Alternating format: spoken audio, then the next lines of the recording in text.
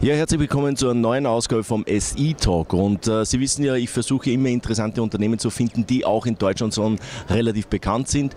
Und deswegen ist es mir eine besondere Freude, heute Peeyush Varshney von Canada Zinc Metals zu haben. Canada Zinc ist listet unter dem Symbol Cäsar Zeppelin X, ist schon sehr bekannt in Deutschland und ja, schauen wir einfach einmal, was er uns so sagt, vor allem auch über den Zinkmarkt. Peeyush, thank you to have time. Especially it's the third day on the PDAC. PDAC is always like a zoo. Thank you to have time that we can do the interview. First, before we maybe talk about a little bit more about your project, is maybe you can tell us what your point of view is about the zinc market. I love zinc. I think zinc is the most excited metals at the moment in the metal world. So, and you are the pure focus on this metal. So, what is your point of view? Okay, well, thanks for taking the time, Joe, to come by the booth as well. But certainly, if you talk to most of the big base metal mining groups and most of the base metal mining analysts, they're all extremely bullish on zinc. In fact, they consider it to have the best fundamentals of any base metal for the next decade.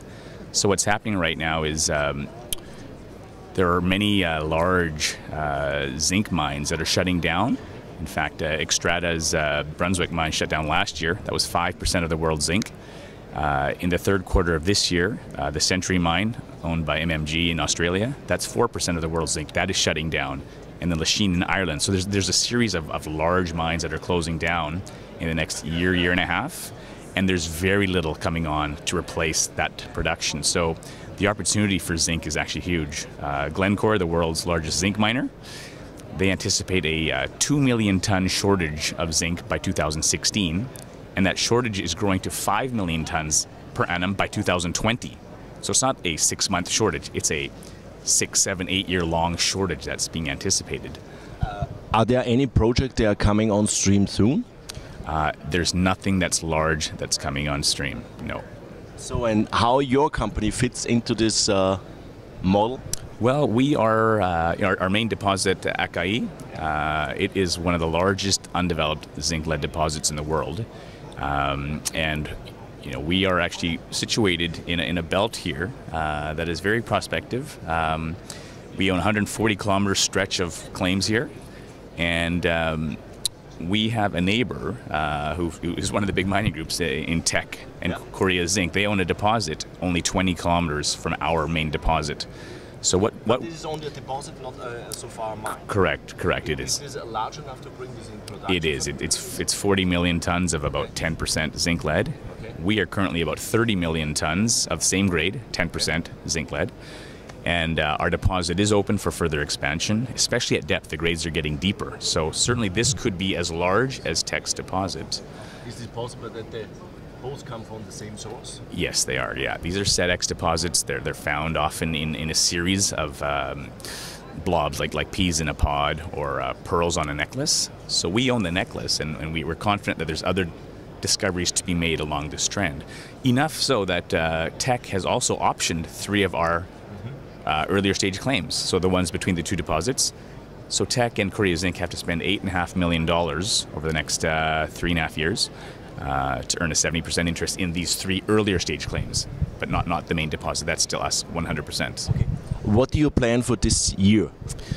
We're going to have a pretty active program. We're going to be drilling again at Aktie. Our budget is about $2 million this season, and Teck and Korea Zinc must spend $1 million on these claims. So collectively, over $3 million is going to be spent on our project. How deep you must drill, or how deep is your resource here? We've drilled as deep as about 800 meters, and we're still hitting the zone. So, I mean, it's totally open at depth. So some of the holes we drill this year may be targeting even deeper than that. Is this more open pit, or starting with the open pit and going down underground, or is it more underground style of? It's a perfect situation for an underground mine, so that's what we're looking at, is an underground mining situation here.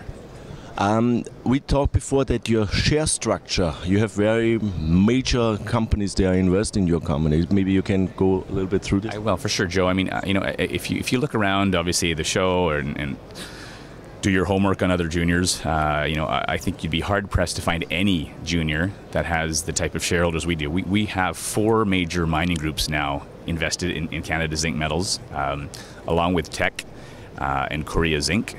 We also have Lundin Mining and a company called Tongling Non-Ferrous Metals. They're a state-owned enterprise out of China, and they, in fact, are our largest shareholder.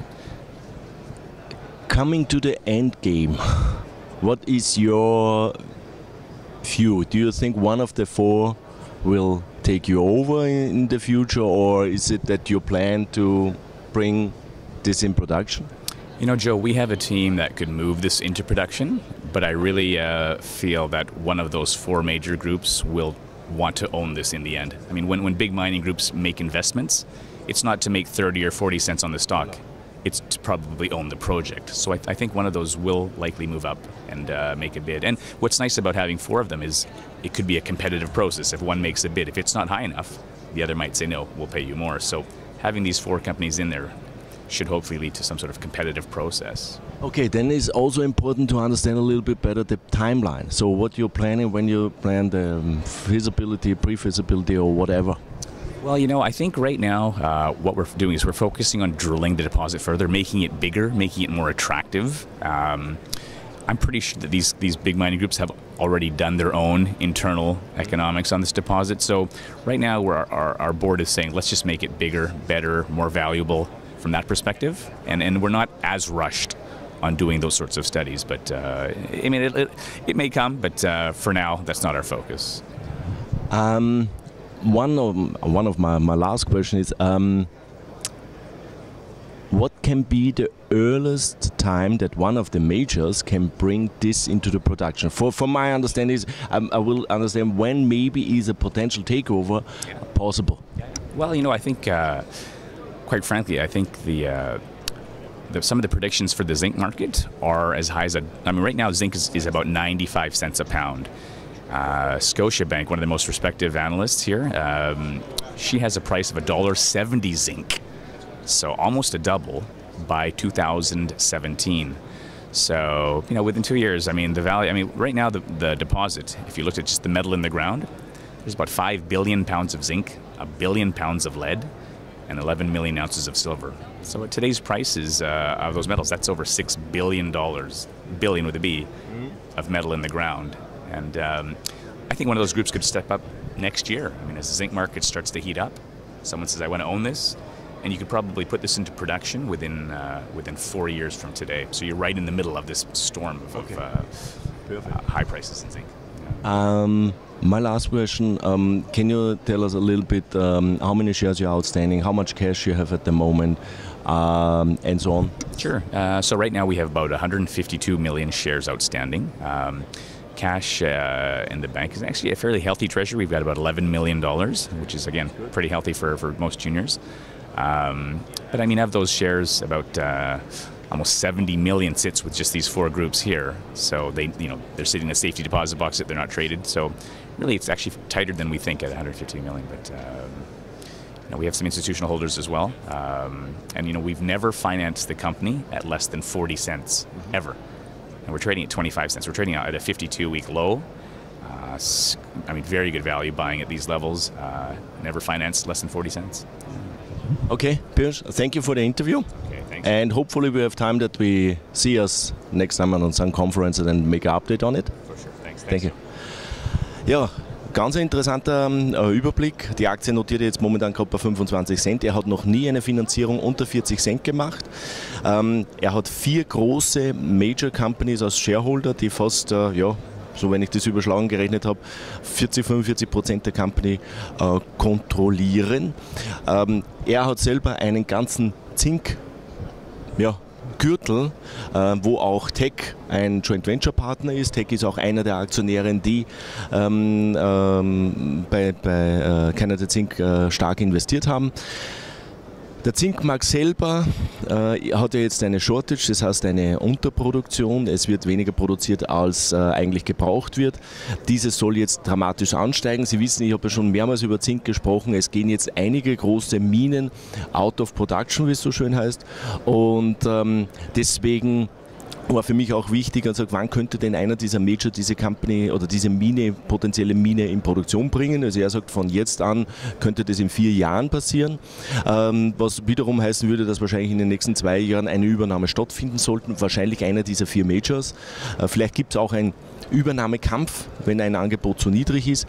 Und wie gesagt, die Aktie notiert derzeit bei 25 Cent. Bei 40 Cent war das niedrigste Investment. Sie haben 11 Millionen Cash, Sie müssen nicht finanzieren. Also von daher eigentlich ein perfektes Szenario, um am Zinkmarkt davon zu profitieren. Ja, das war ein Update von uns hier direkt von der PDEC aus Toronto und viel Spaß. Wir hören uns in Kürze.